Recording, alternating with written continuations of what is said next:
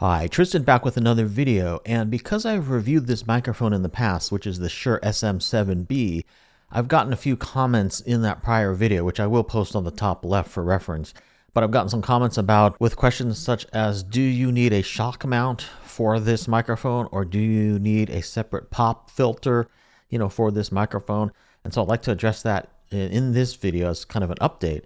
But also I wanted to let you know that in my review video of this microphone, I had the presence switch on the back of the microphone set to be on, and subsequently I have now turned that off, and I do prefer the sound of it off, just totally flat for my voice.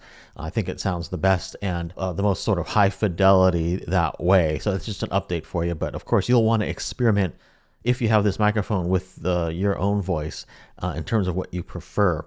But I think generally flat for me, it sounds the best and is probably the way you might want to go most of the time. But again, it depends on your preference. So first of all, do you need a shock mount for this? And my answer to that is no. It's kind of built into the microphone. It's already got this mount here, which is kind of a shock mount. And also the housing itself is a shock mount itself. And this microphone is really impervious to shocks and things. I will tap this microphone right now, and you'll hear whether or not you can hear the taps really well. Most microphones, if you tap the microphone, it sounds like a really loud bang or boom, like boom, boom, boom, or thunk, thunk, thunk. But let's tap this and, see how it sounds. So you can probably hear, some handling noise, but it's actually pretty good with this microphone. So unless you're holding this microphone and like being kind of rough with it while you're recording, I don't really think you need any kind of a shock mount or anything. And again, this whole system is kind of built in to be a shock mount, just, from stock. So you don't need to spend any extra money. And that's partly what you're paying for with this microphone as well. Just the design of it is kind of anti-vibration and anti-shock. When I tap it, you can hardly hear it. Now, the next question is, do you need a pop filter for this microphone? That is another no. In general, if you set the microphone properly and you don't talk really hard into it directly, like right like that, and you're not super close to it and you're using it in a proper way, you don't really need a pop filter for it. It is pretty impervious to pops and plosives. You can get them, if you try with this microphone, but in general, it's, pretty impervious to that. It does, and I've covered this in other videos, but it does come with another windscreen that you can put on here, which is even better for plosives if you talk really close to it and things like that. But if you talk from 1 inch to, say, maybe even 6 inches away from the microphone, and you're not talking directly into it, and you're not like yelling into it, I don't think you need a pop filter or anything like that. Now, if you're using this with talent who doesn't have any experience with microphones or anything like that, and who has a very plosive kind of voice, then maybe you would want to use a pop filter. Or if you're not using this windscreen and you take this windscreen off, then you would probably want to use, pop filter in front of it. But again, with this microphone, you don't have to spend any extra money on a third-party pop filter or anything like that, which is another plus of this microphone. So you're getting like a pop filter built in, you're getting a shock mount built in, all for the price of the microphone.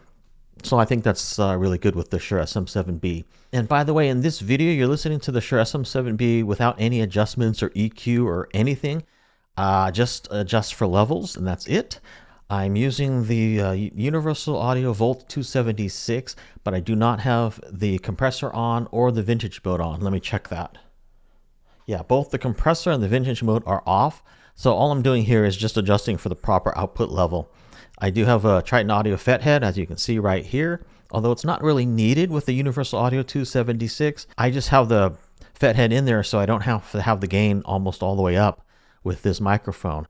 The Universal Audio 276 USB interface that I have has 55 dB of gain, but with this microphone, it's generally recommended to have at least 60 dB of gain. So it is slightly underpowered for this microphone. It does work fine and sounds fine without, kind of a booster in there, the FET head. But if you do that and you have the input gain all the way up on the Volt 276, then the frequency response of those inputs tends to suffer a little bit, and it doesn't perform as well. Some of the highs will be dropped and some of the lows will be dropped. So just to avoid that issue, I have the FET head installed, and then I can have my input gain at about between like 11 and 1 o'clock or so.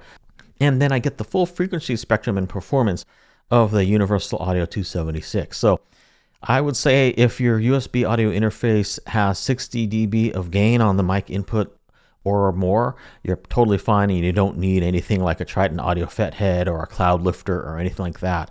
So you might want to check that in terms of the specs. But if you have 60 dB of gain or less, then you probably do want to have one of these in there. And I just think it provides me a little bit more leeway for those reasons I've mentioned. And yeah, just as an update, with the Shure SM7B, I use the switches just completely flat as it comes out of the box, nothing turned on. I now use the standard foam windscreen as well. I'm just kind of careful not to have too many plosives and talk right into it directly or have it really, really super close to my mouth when I'm speaking. So thanks for watching this update video, and if for any questions or comments, I would love to hear them in the comments field. See you in my next video.